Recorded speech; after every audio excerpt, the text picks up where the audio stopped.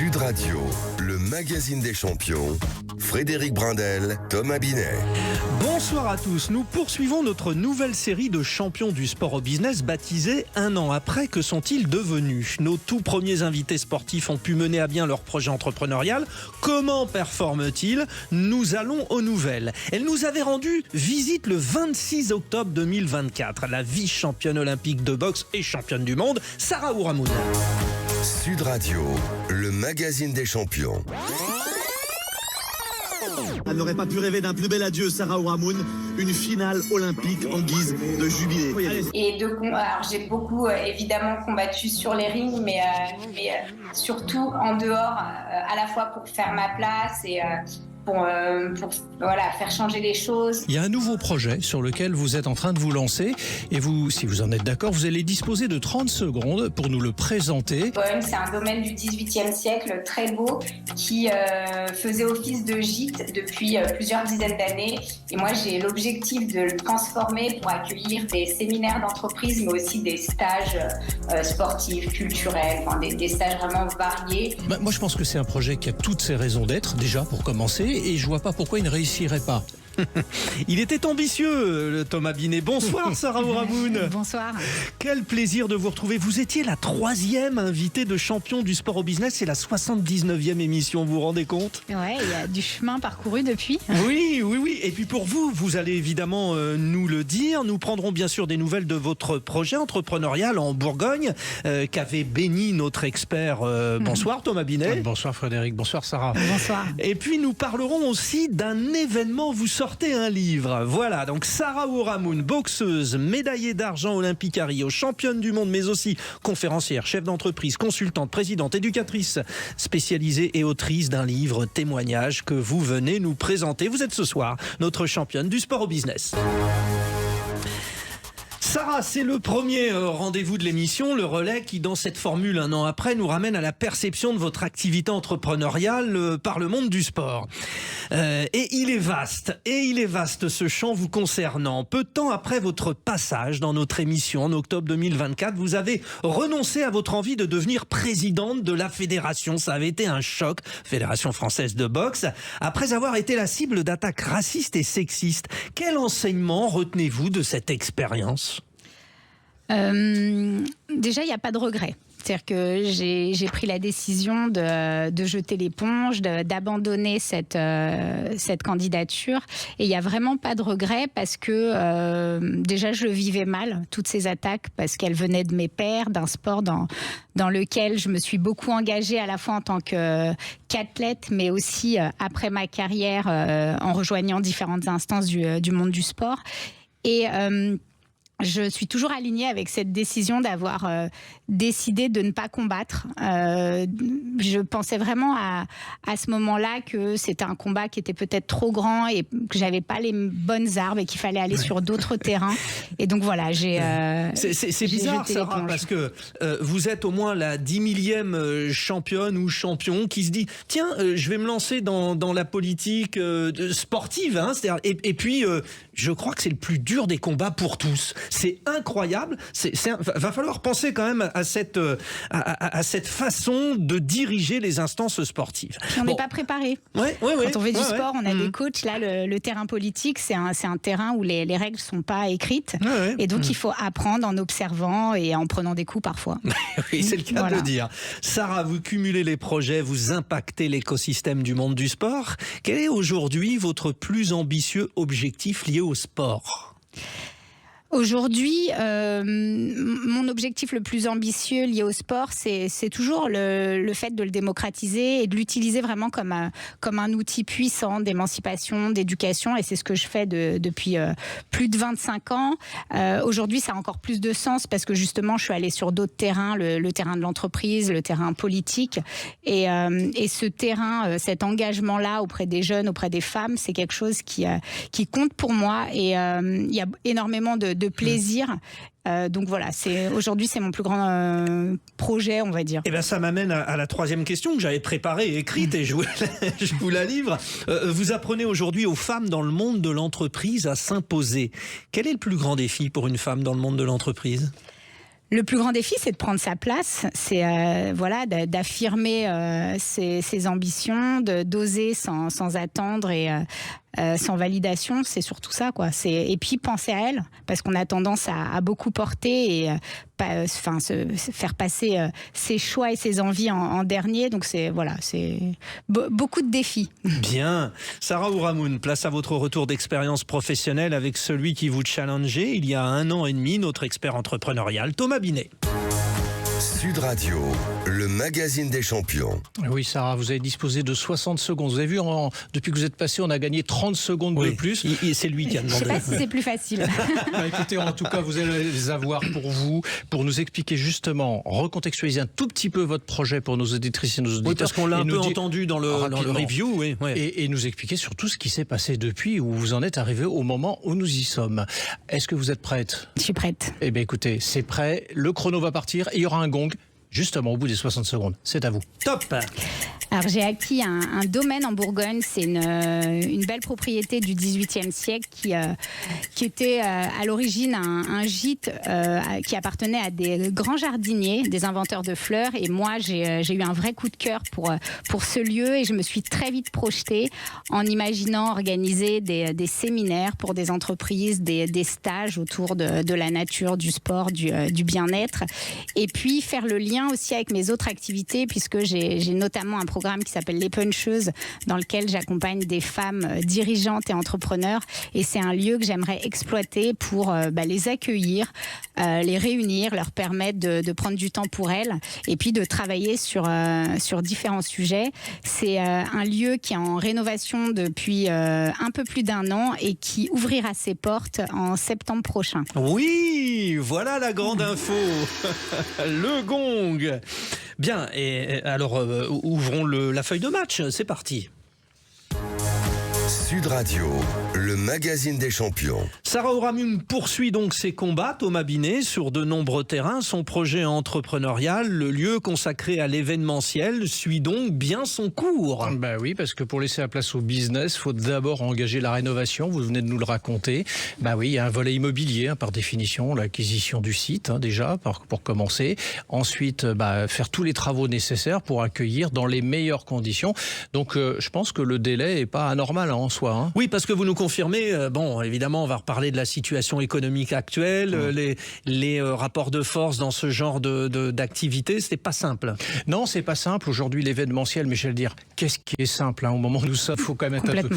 je pense que tous ceux qui nous écoutent le vivent aussi dans leur quotidien. Ouais. Tout est compliqué, tout est beaucoup plus long aussi pour les décisions, et les décisions sont souvent prises au dernier moment. On l'observe dans beaucoup de situations. Donc c'est vrai que ça change un petit peu notre façon d'appréhender les problématiques.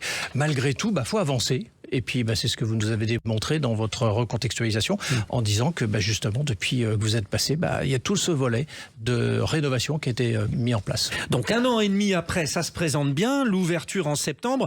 Je rappelle que vous venez aussi nous présenter votre livre. On en parlera dans la deuxième partie. Mais je voulais faire le lien parce que vous avez écrit dans ce livre, il y a une phrase qui m'a intéressé, c'est « Une fille, on le sait, ça ne frappe pas, ça encaisse ». Est-ce que votre expérience entrepreneuriale échappe-t-elle à la règle, celle-ci? Vous avez dû essuyer des coups? Oui, on le sait, on fait souvent le parallèle entre l'entrepreneuriat et le sport de haut niveau, et encore plus le ring, ça fait sens. Et oui, j'ai encaissé, mais je pense que la boxe m'a quand même forgé, que j'ai pas spécialement peur de l'échec. J'ai beaucoup appris des échecs en me disant que c'était une information et qu'il fallait s'appuyer dessus pour avancer. Voilà, c'est un projet qui me tenait à cœur. Évidemment, il y a toujours des difficultés parce que la rénovation, c'est compliqué. Il y a beaucoup de surprises et d'imprévus, et c'est comme le sport, c'est la vie. On essaye de prévoir, et en fait, non, il y a beaucoup de surprises. Mais globalement, je suis très satisfaite de l'état d'avancement du projet, et je m'éclate à le faire surtout. Est-ce que vous avez commencé à communiquer, par exemple, le lieu et précisément, ou vous gardez un peu le côté événementiel pour septembre? Alors, j'ai pas communiqué sur le lieu précisément, mais parce que je me souviens pour l'émission, on avait dit c'est en Bourgogne, et on prend le temps, parce qu'évidemment, il faut que ça se monte. Exactement. Ouais. Non, je dis juste que c'est en Bourgogne, j'explique un peu où c'est, et par contre, je communique sur les travaux, je montre un peu en images les évolutions, mais pas plus que ça. Mais j'ai déjà de la demande, donc c'est assez rassurant parce que c'est un peu la crainte qu'on a, c'est de se dire une fois que ce sera prêt, est-ce que les demandes vont affluer ou pas. Donc j'essaye quand même de communiquer pour pouvoir donner un peu envie, teaser et faire en sorte que les gens pensent à ce lieu quand ils auront des besoins d'organisation et d'hébergement. Thomas Binet, la meilleure formule pour communiquer quand on attend l'entrée en septembre, c'est quoi? Parce que Sarah Ourahmoune, c'est quelque chose. Elle a déjà son réseau, tout le monde la connaît, donc elle appuie sur un bouton et... C'est pas vrai, il faut poser la question. Savoir si quand elle appuie sur le bouton, tout le monde bouge. Non mais vous, votre stratégie, vous. Ma stratégie, c'est que durant cette période, alors c'est là où il faut être avec plusieurs casquettes, effectivement. Il y a la chef d'entreprise, il y a aussi la conductrice de travaux, quelque part, parce qu'il faut s'assurer que la rénovation se passe dans de bonnes conditions. Mais c'est aussi l'occasion d'engager des relations avec des entreprises, des offices de tourisme, des comités d'entreprise, de manière à pouvoir commencer à pré-réserver votre planning. Dès maintenant, parce que là, les entreprises c'est demain. pour septembre, faut être honnête, c'est demain.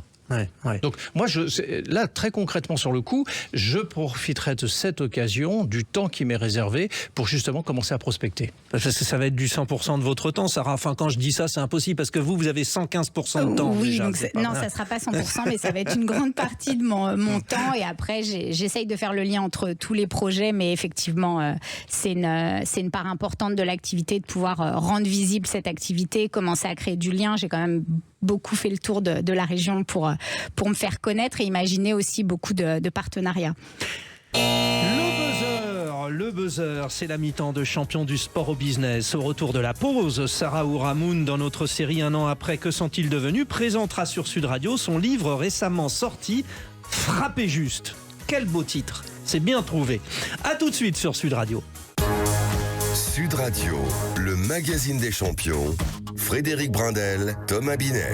C'est champion du sport au business, comme chaque samedi soir sur Sud Radio. Cette semaine, c'est la formule. Un an après, que sont-ils devenus? Sarah Ourahmoune, la Française la plus titrée de l'histoire de la boxe féminine, a fait le point sur l'avancée de son activité entrepreneuriale. Rappelons les grandes tendances par vous, Thomas Binet. Oui, Frédéric. Justement, Sarah a fait l'acquisition il y a quelques années d'un gîte en Bourgogne qu'elle transforme. Au moment où nous parlons, c'est en travaux. Elle le transforme pour que ça puisse abriter justement des séminaires d'entreprise, des stages de sport, de bien-être, etc.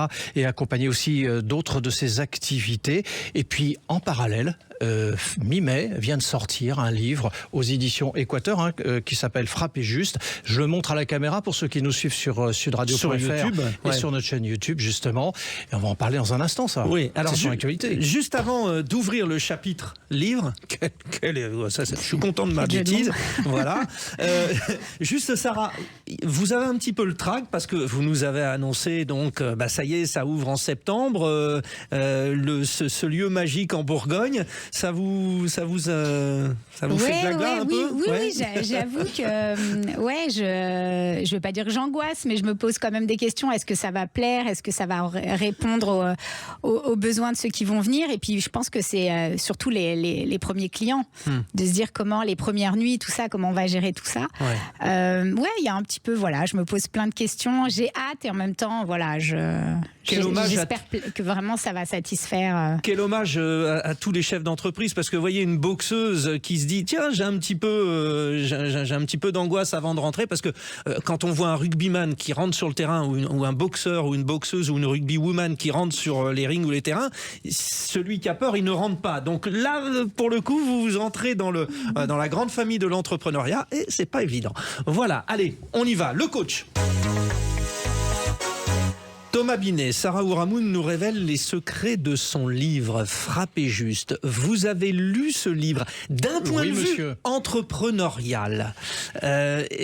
Parce que, évidemment, on reviendra sur le sportif, je m'en occupe un petit peu, ça c'est notre duo, c'est comme ça. Mais qu'est-ce que vous retenez? Déjà, souvent je reçois des auteurs d'Oser Entreprendre un dimanche matin qui écrivent des livres sur le management, et je fais un peu le parallèle justement avec votre ouvrage, Sarah. Parce que d'abord, il y a quelque chose, on commence par votre livre en disant... vous le dédiez à vos filles, à votre maman et à toutes les femmes qui choisissent leur combat. Et ça, c'est intéressant parce que, à la limite, vous avez peut-être pu retirer la fin à toutes les femmes. Parce que votre livre, il est dédié à toutes les femmes, en définitive, quand on le lit, et toutes les femmes qui souffrent. Ça, c'est quand même quelque chose qui est un peu un fil rouge.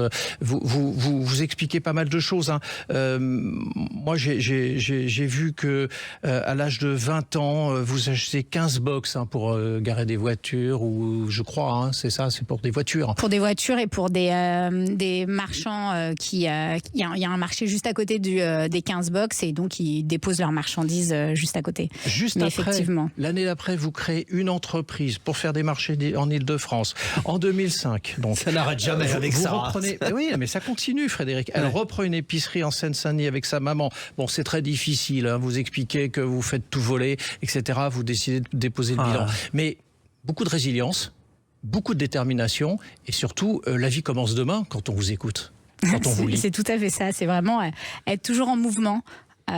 Toujours avancer. Je crois que je suis de nature assez optimiste, envie de découvrir, de vivre des expériences, et oui, c'est vrai, la vie commence demain. Ce qui s'est passé hier, on en tire des leçons, mais on s'apitoie pas dessus et on avance. Ouais. Sarah, sur l'aspect témoignage aux femmes, c'est le cœur de votre livre. Est-ce que, bien sûr, il y a la sportive qui parle, il y a l'entrepreneuse, hein, dont on a le plaisir de suivre un des projets, parce qu'il y en a tellement.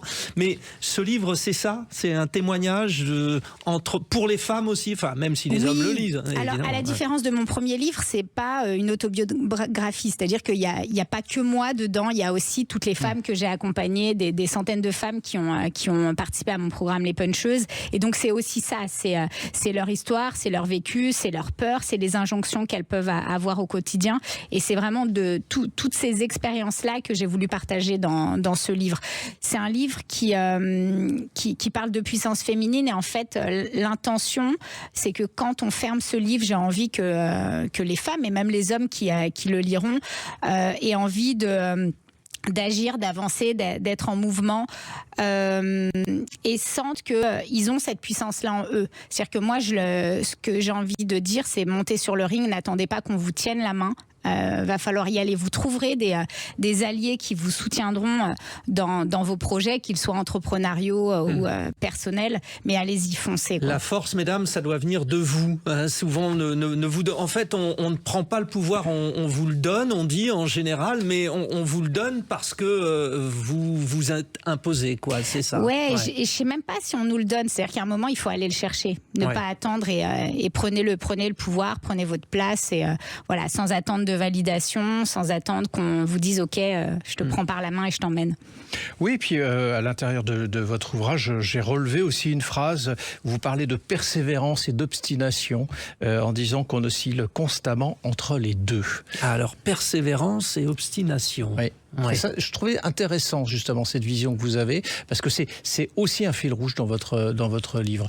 On sent la personne totalement déterminée dans tout ce que vous faites. Ouais, puis c'est un peu le fil rouge de ma vie, de ma carrière d'athlète. C'est 20 ans à haut niveau, et effectivement, j'étais ultra déterminée, et par moments on se demande si peut-être pas trop. Mais en tout cas, il y a toujours eu cette envie d'aller au fond de moi-même, d'apprendre à me connaître, et j'ai toujours été convaincue que finalement, le ring et tout ce que j'allais faire au quotidien allait me permettre de m'élever, de m'émanciper. Et le fait de se connaître, ça nous permet de finalement trouver notre place dans la société, et de l'accepter et de l'affirmer surtout. Ce que vous dites là, c'est que vous voulez aller vite. C'est un peu ça aussi, hein, le fil de votre vie. Et quelque part, ce que j'entends, c'est que peut-être un peu trop vite. Est-ce que c'est ça qui vous a quelquefois posé problème, justement ? Peut-être. En tout cas, j'ai l'impression d'avoir grandi très vite, d'avoir très vite pris des responsabilités. Et c'est peut-être pour ça que j'ai envie d'aller vite. Et en même temps, j'ai envie de beaucoup de choses. Et donc, je pense que je suis presque une boulémique de la vie, des projets, et c'est ce qui fait que voilà,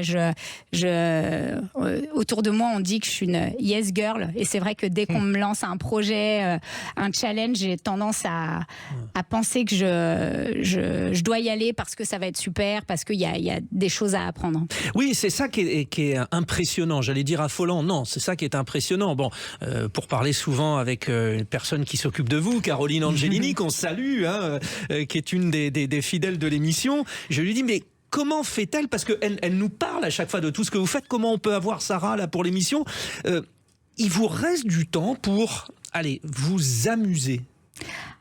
Ah oui, ouais, j'ai besoin en fait de ce temps-là justement pour tenir. Si j'arrive à avancer dans différents projets, c'est parce que La question d'après, c'est est-ce qu'il vous reste du temps pour dormir après, donc du coup. Ouais. Oui, parce que si j'ai pas 7 heures de sommeil, je suis pas bien. C'est incroyable. Mais oui, j'ai du temps pour moi, j'ai du temps pour faire du sport tous les jours, sinon je serais trop désagréable. Et surtout, j'ai du temps pour mes enfants parce que je suis quand même maman de 3 enfants et donc ça reste aussi ma priorité. Sarah Ourahmoune, comment vous faites? Enfin bon, c'est incroyable. Thomas. Oui, et pour réfléchir, pardon, parce que quand on est chef d'entreprise, il faut laisser du temps au temps, justement, pour réfléchir et se poser des questions sur ce qui a été fait, sur ce qui reste à faire. On ne peut pas le faire toujours dans l'action. L'étape suivante, on en parlait dans la première partie de l'émission sur le projet. Ouais. Alors moi, il y a encore un dernier élément dans votre livre que j'ai relevé. Il y en avait beaucoup à relever, mais bon, choisir c'est renoncer. Donc j'ai renoncé à certains pour choisir celui-là. Vous parlez d'un phénomène très puissant. Je vais vous demander de nous l'expliquer, surtout à nos auditrices et nos auditeurs. C'est ce que vous appelez l'effet Pygmalion. L'idée maîtresse, c'est que le regard des autres façonne nos performances. Alors c'est amusant, je vais vous laisser la parole un instant, mais ce que je relève dans votre livre, c'est beaucoup de détermination. Et dans le même temps, quand on lit ça, c'est quand même le regard des autres qui détermine beaucoup. Donc ça veut dire qu'il y a une détermination, mais avec quelque part sa limite par rapport aux autres. Mais complètement. Parce que je pars de mon expérience. C'est-à-dire que moi, j'aurais jamais pensé un jour de devenir championne de boxe. Je me regardais, j'étais une adolescente introvertie, je faisais à peine 50 kilos. Et c'est dans le regard de mon entraîneur que je me suis construite et que j'ai eu confiance. Et aujourd'hui, je le vois dans le regard que je porte aux femmes que j'accompagne, mais aussi dans celui que je porte sur mes enfants. Voilà, je vois bien que le poids des mots, la manière dont je vais les regarder, les encourager, ça va leur donner envie de faire des choses ou non, ça va les encourager. Et c'est vrai que c'est presque à l'inverse de ce que je dis quand je dis allez-y, montez sur le ring, n'attendez personne, mais en même temps, on peut pas vivre sans le regard des autres. Après, c'est qu'est-ce qu'on en fait et comment on se construit finalement dans ce monde avec ce regard-là. Vous êtes un peu la culture américaine. Les Américains, leurs enfants, le matin, quand ils les emmènent à l'école, ils leur disent pas travaille bien, ils disent amusez-vous bien. Complètement. Voilà. Complètement. Vous avez inversé la force, justement. Ouais, et je vois l'effet sur mes enfants. Ouais. Je vois, j'ai beaucoup travaillé aussi sur tous les sujets de communication et de préférence motrice et cérébrale et la manière dont je peux amener mes enfants à donner le meilleur d'eux-mêmes. Et donc voilà, je teste des choses sur eux et je le vois. Je vois combien ma posture, la manière dont je vais les regarder, les mots que je vais utiliser, ça peut soit les faire avancer positivement, soit complètement les inhiber, les freiner et leur faire perdre confiance. Sarah Ourahmoune, question d'un homme qui s'est beaucoup battu pour le sport féminin et notre invitée précédente, Alison Pinault, aurait pu en parler. Mais quand j'entends tout ça, je me dis, est-ce qu'on est coupable de quelque chose, les hommes? Est-ce que les hommes sont coupables de quelque chose par rapport au positionnement féminin dans la société? Oui, j'ai envie de dire oui, mais pas que. Oui, parce que on est dans une société où les femmes portent beaucoup d'injonctions. Quand on regarde le sport féminin, là, moi, je vois, j'ai eu un peu de médiatisation et je racontais mes débuts sur un ring. Quand je lis les commentaires et que je vois qu'il y a quand même beaucoup d'hommes qui pensent qu'on n'a pas notre place sur un terrain parce que c'est pas intéressant. Forcément, on peut l'intégrer. C'est-à-dire que quand on est jeune fille et qu'on veut faire du sport et qu'on entend des commentaires comme ça, quand les camarades de classe nous disent que voilà, on peut pas jouer au foot ou on peut pas faire un sport co, ou quand on est choisi en dernier quand on fait les équipes, forcément ça impacte la manière dont on va occuper l'espace et se tenir dans cette société. Voilà ce moment privilégié avec Sarah Ourahmoune. Merci Sarah, très beau livre. On rappelle le titre, l'éditeur, Thomas Binet? Absolument, c'est Frappé juste par Sarah Ourahmoune. C'est aux éditions Équateur et c'est sorti le 21 mai. Forcément dans toutes les bonnes librairies. Thomas, livre que vous avez dévoré, et une pensée pour votre maman, parce que vous l'avez emmenée aux urgences, ça a duré toute la journée, comme à chaque fois aux urgences. Vous m'avez accompagné aux urgences. Vous vous rendez compte, Frappé juste, et j'espère que ça s'est bien passé pour elle. Merci. Oui, tout va bien. Merci mille fois, Sarah Ourahmoune. Merci. Thomas Binet, rendez-vous la semaine prochaine. Merci à toute l'équipe, Quentin Cabanis, Anthony Orvois, Elvine de Fazio. Tout de suite, Anthony Martin-Smith. Faut que ça change.